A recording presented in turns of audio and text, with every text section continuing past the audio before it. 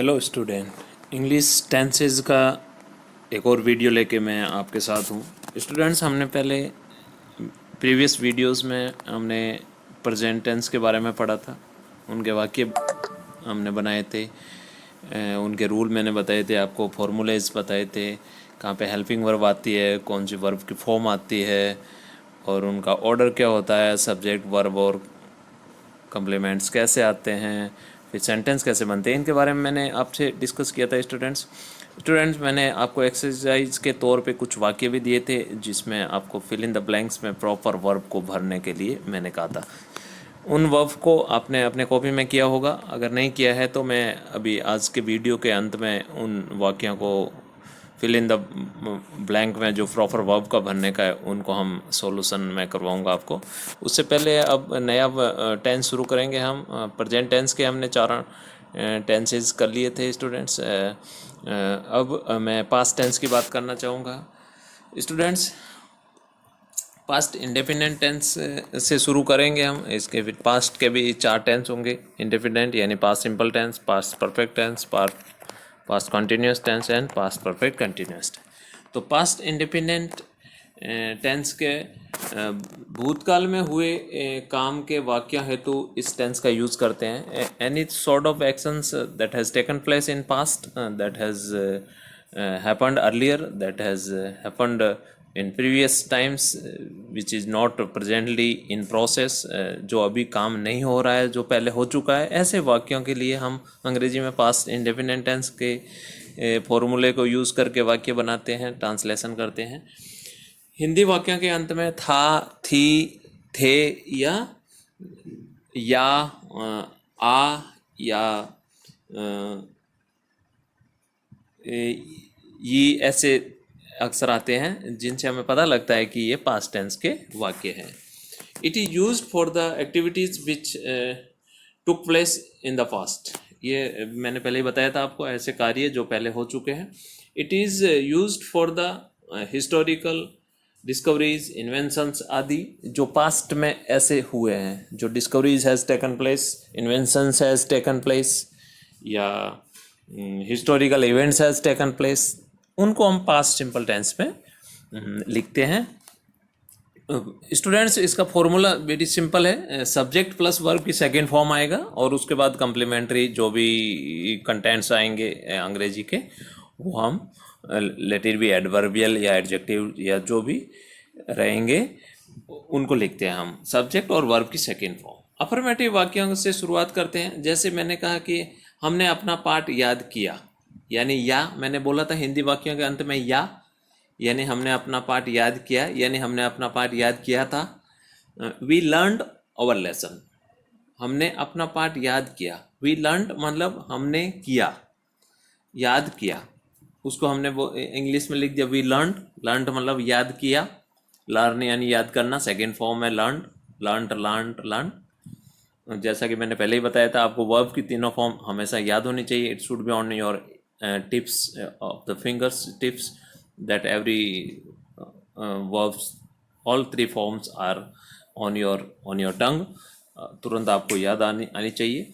हमने अपना पाठ याद किया में वी लर्नड, यानी हमने याद किया अपना पाठ यानी आवर लेसन। तो ये हो गया, इसका ऑर्डर ऐसे होगा क्योंकि हमने फॉर्मूले में जैसे लिखा मैंने, सब्जेक्ट प्लस वर्ब की सेकेंड फॉर्म, हमने याद किया, वी लर्नड। सब्जेक्ट फॉर्मूला क्या कहता है, सब्जेक्ट और सेकेंड फॉर्म। वी लर्नड यानी हमने किया, हमने याद किया, और अपना पार्ट आवर लेसन। ठीक है, तो अंग्रेजी में ऑर्डर चेंज हो जाता है जब लिखते हैं हम अंग्रेजी में तो। और हिंदी में हमने लिखा कि हमने अपना पार्ट याद किया, जबकि इंग्लिश में उनका ऑर्डर आ जाएगा वी लर्नड आवर लेसन। इसी तरह सेकेंड अफर्मेटिव वाक्य है, दूसरा वाक्य है मैं इस घर में रहता था। था, थे, थी आएगा हिंदी वाक्य में। I lived in this house. Very simple. Number या सब्जेक्ट में बदलाव का वर्ब पर असर नहीं पड़ता है। स्टूडेंट्स, प्रेजेंट सिंपल टेंस या प्रेजेंट इंडेफिनिट टेंस में अगर नंबर्स यानी बहुवचन या एक वचन है सब्जेक्ट, या सब्जेक्ट जेंडर है, मेल है या फीमेल है, उसका वर्ब पे कोई असर नहीं पड़ेगा। वर्ब का सेकेंड फॉर्म ही रहेगा, उसमें कोई बदलाव नहीं आएगा। It is used with certain phrases to show imaginary situations. और पास्ट इंडेफिनिट टेंस का प्रयोग हम कई बार ऐसे फ्रेज के साथ यूज करते हैं जहाँ पे कुछ इमेजिनरी सिचुएशन के बारे में हमें बात करती है, हम कुछ ऐसी कल्पना करते हैं, ऐसा हम विचार करते हैं, हम ऐसा सोचते हैं, हम ऐसा सपना देखते हैं, या हम ऐसा ऐसी हम कल्पना करते हैं, संभावना जताते हैं। जैसे ही talks as if he was a sarpanch, he was the sarpanch, यानी वह बात ऐसे करता है जैसे कि वह कोई सरपंच है जैसे। तो इस वाक्य को हम पास्ट सिंपल टेंस में लिखेंगे, याद रखिएगा। ही टॉक्स, यहाँ पे प्रेजेंट सिंपल आ रहा है, ही टॉक्स वह ऐसे बात करता है, एज इफ जैसा कि, एज इफ यानी जैसा कि, ही was the sarpanch, he was the sarpanch, वह ऐसे बात करता है जैसे कि वह सरपंच था। ठीक है स्टूडेंट्स, इसी की तरह नेगेटिव वाक्य पे आते हैं हम। प्रेजेंट पास्ट इंडिपेंडेंट टेंस के जो नेगेटिव वाक्य है उनमें नेगेटिव वाक्य का फॉर्मूला रहेगा subject plus did not plus verb की फर्स्ट फॉर्म। सब्जेक्ट रहेंगे, उसके बाद डिड नॉट आएगा। नेगेटिव में नॉट लगाते हैं, लेकिन हमने जैसे प्रेजेंट सिंपल में देखा था कि डज नॉट या डू नॉट आता है। ठीक है, इसी तरह प्रेजेंट परफेक्ट में देखा था कि हैज़ नॉट या हैव नॉट आता है।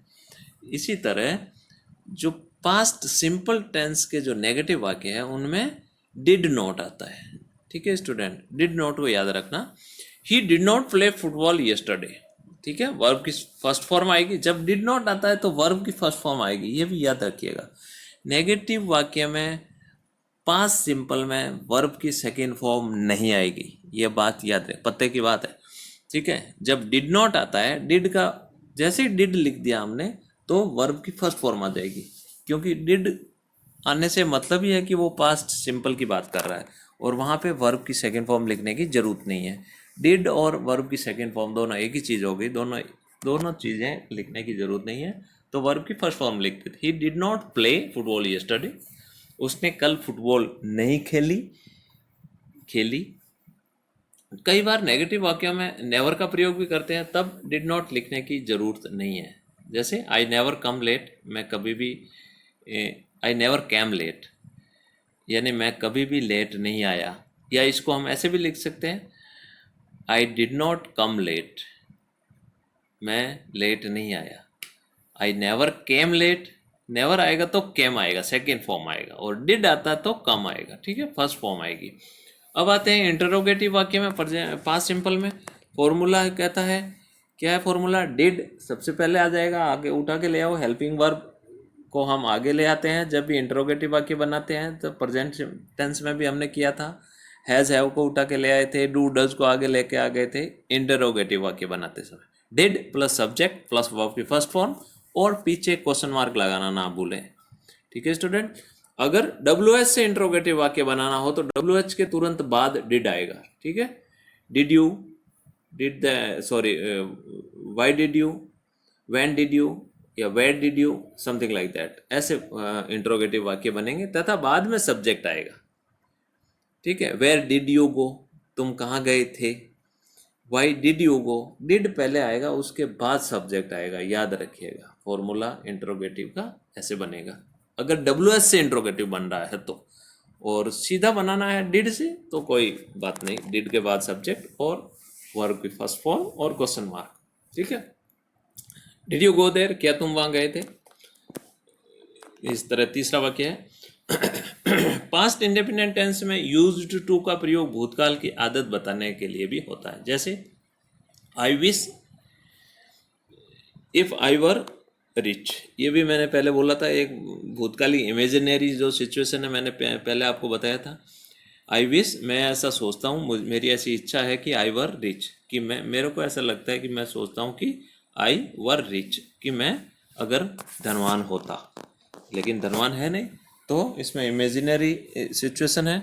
So it has been written like this, I wish if I were rich. उसके बाद नाउ सम एक्सरसाइज वर्क है आपके लिए स्टूडेंट्स, जो आप कॉपी में करोगे। Convert it to the past independent, ये प्रेजेंट सिंपल टेंस में लिखे हुए हैं, इनको पास्ट सिंपल में आप बनाओगे। सी विंस द प्राइज, उसने इनाम जीता, सी विंस। ठीक है, शी विंस द प्राइज यानी उसने इनाम जीता, अभी अभी जीता है। तो आपको पास्ट इंडेफिनेट में बनाना है, सी जो भी आएगा second form and prize. They eat food, वे खाना खाते हैं। ठीक है, तो उसको आप पास्ट इंडेफिनेट में बनाएंगे। आई वर्क हार्ड, उसको चेंज करिए आप पास्ट सिंपल में। She studies for a test, वह परीक्षा के लिए या टेस्ट के लिए स्टडी करती है। वी कलेक्ट कॉइन्स, हम कॉइन इकट्ठा करते हैं, सिक्के इकट्ठे करते हैं। तो इसको आप पास्ट सिंपल में कन्वर्ट करेंगे। ये आपका काम होमवर्क के लिए है। स्टूडेंट्स, पते की बात है, प्रेजेंट परफेक्ट और पास्ट इंडेफिनेट कन्फ्यूजन का टेंस होता है इसमें, यानी दोनों में अब हमें पता नहीं लगता कई बार कि पास्ट परफेक्ट है कि ये प्रेजेंट परफेक्ट, ये सॉरी पास्ट इंडेफिनेट है कि प्रेजेंट परफेक्ट है। जैसे I have bought a new car, मैंने एक नई टीवी खरीदी, लेकिन ये पास्ट का भी हो सकता है, लेकिन समय नहीं दिया है तो वहाँ पे क्या होगा, I have bought a new TV, यानी समय नहीं दिया तो यह प्रेजेंट परफेक्ट का हो गया, यानी अभी भी खरीदा हो सकता है कि मैंने अभी अभी खरीदा हो, सुबह में खरीदा हो। I have bought a new TV, तो समय अगर नहीं दिया है तो वहाँ पे हमें पास्ट सिंपल या पास्ट इंडेफिनेट के वाक्य में उसको कन्वर्ट नहीं कर सकते। अगर समय दिया होता तो ये पास्ट इंडेफिनेट का वाक्य बनता, और उसको हम लिखने का तरीका भी अलग होता। जैसे I bought a new TV last week, इसमें समय दिया है, लास्ट वीक लिखा है, तो आई बॉट सेकेंड फॉर्म लिखा, हमने उसको पास्ट सिंपल टेंस का वाक्य बनाया, प्रेजेंट परफेक्ट का नहीं है। I have bought a new TV यानी अभी अभी खरीदा, ये भी हो सकता है। जैसे Sita has had an accident, Sita को एक्सीडेंट हुआ, यानी अभी अभी हुआ है, या सुबह में हुआ, या कल हुआ, अभी अस्पताल में है वो, तो ये एक प्रेजेंट परफेक्ट का वाक्य बनेगा। अगर वाक्य इस तरह होता कि सीता हैड एन एक्सीडेंट, तो इसका मतलब होता कि वो अस्पताल में नहीं है। Sita had an accident, maybe that last month, last year or last year she had an accident, जो एक पास्ट की एक्सीडेंट है, पास्ट की इवेंट है, और उसको समय ज़्यादा बीत चुका है। जैसे तीसरा वाक्य है, आई have taken a lot of T, यानी मैंने बहुत चाय पी, यानी today I have taken it is unfinished, यानी मैंने आज बहुत सारी चाय पी, तो वो प्रेजेंट परफेक्ट का वाक्य होगा। अगर इसी की तरह होता कि I took a lot of tea last Sunday, तब वो क्या होता, कंप्लीटेड, जो मेरे चाय पीने का जो प्रोसेस है वो कंप्लीटेड, क्योंकि लास्ट संडे की बात है, लास्ट वीक की बात है, तो it is an past event, so we will write it in past indefinite tense, और वहाँ पे हम सेकेंड फॉर्म लिखेंगे, I took a lot of tea last Sunday. अगर प्रेजेंट परफेक्ट में लिखते हैं I have taken a lot of tea, तो उसको हम प्रेजेंट परफेक्ट में इस तरह लिखेंगे। इसके बाद प्रेजेंट सिंपल के बाद स्टूडेंट्स पास्ट कंटिन्यूअस टेंस के बारे में पढ़ेंगे, इसके अफर्मेटिव वाक्य। जैसे हिंदी के वाक्यों के अंत में रहा था, रहे थे, रही थी इत्यादि अगर शब्द आते हैं तो वो पास्ट कंटिन्यूअस टेंस के वाक्य होते हैं, और इनके लिए इंग्लिश में फॉर्मूला रहेगा subject plus was verb plus verb की फर्स्ट फॉर्म और आईएनजी, यानी प्रेजेंट पार्टिसिपल उसको हम लिखेंगे, वर्ब की फर्स्ट फॉर्म को आईएनजी में लिखेंगे, और सब्जेक्ट के साथ वाज या वर आएगा। वाज वहाँ पे आएगा जहाँ सिंगल थर्ड पर्सन है, और वर जहाँ पे आई या दे या प्लूरल जो पे सब्जेक्ट होंगे उनके साथ वर का हम इस्तेमाल करेंगे। जैसे सेंटेंस आपको मैं जैसे बता रहा हूँ, सेंटेंस के से आपको ज़्यादा समझ में आ जाएगा। I was reading my book means I was reading my book, I के साथ वॉज आ गया और रीड का आईएनजी लगा दिया। We were playing football, we क्योंकि वो प्लूरल है और उसको बहुवचन बोलते हैं, तो हम वर लिखेंगे यहाँ पे, बहुवचन के साथ क्या आएगा, were. We were playing football. इसी तरह पास्ट कंटिन्यूअस टेंस का नेगेटिव सेंटेंस फॉर्मूला रहेगा subject plus was verb plus not. Negative sentence में क्या लगा देंगे, वाज वर्ब के बाद नॉट और वर्ब की फर्स्ट फॉर्म आईएनजी। हम घर नहीं जा रहे हैं जैसे सेंटेंस है, तो उसको हम कन्वर्ट कैसे करेंगे, we were not going home, हम घर नहीं जा रहे थे, we were not going home. या वह नहीं खरीद रहा था, ही वॉज नॉट बाइंग। ठीक है, इसी तरह जब प्रेजेंट पास्ट कंटिन्यूअस का इंटरोगेटिव वाक्य बनाते हैं तो उसका फॉर्मूला कैसे हो जाता है, वाज वर्ब को उठा के आगे ले आओ, हेल्पिंग वर्ब को इंटरोगेटिव में आगे ले आना है, ठीक है।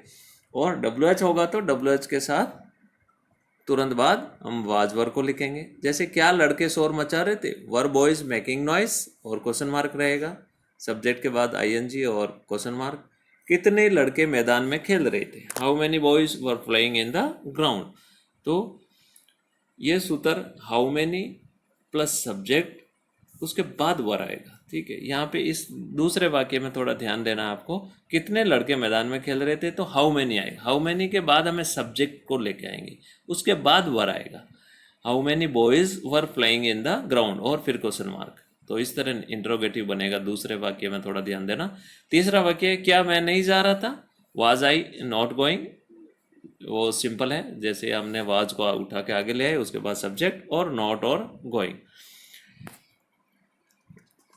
अब स्टूडेंट्स, मैंने आपको बताया था वीडियो की शुरुआत में कि मैंने इससे पहले वाले जो वीडियो था उसमें कुछ आपको एक्सरसाइज दिया था, जो प्रेजेंट टेंस से संबंधित कुछ वाक्य थे, प्रेजेंट इंडेफिनिट और प्रेजेंट कंटिन्यूअस टेंस के कुछ वाक्य थे, उसमें आपको करेक्ट दिया था पिछले वीडियो में, जिसमें आपको करेक्ट फॉर्म ऑफ वर्ब भरनी थी, और प्रेजेंट इंडेफिनिट टेंस के कुछ वाक्य थे, जैसे the school never blank on the Sundays, और within bracket open verb है, और आपको करेक्ट फॉर्म ऑफ वर्ब इस खाली जगह में भरना है। In this blank you have to insert the proper form of the verb, but they are blank today, और within bracket there is open. So यहाँ पे क्या आ जाएगा, द स्कूल्स नेवर, बहुत सारी स्कूलों की बात हो रही है नंबर 1, और जब बहुत सारी स्कूलों की बात हो रही है तो ओपन को हम क्या लिखेंगे, ओपन का प्रेजेंट इंडेफिनिट टेंस में हम जो सिंपल जो फॉर्म है फर्स्ट फॉर्म में लिखेंगे, उसमें ओपन।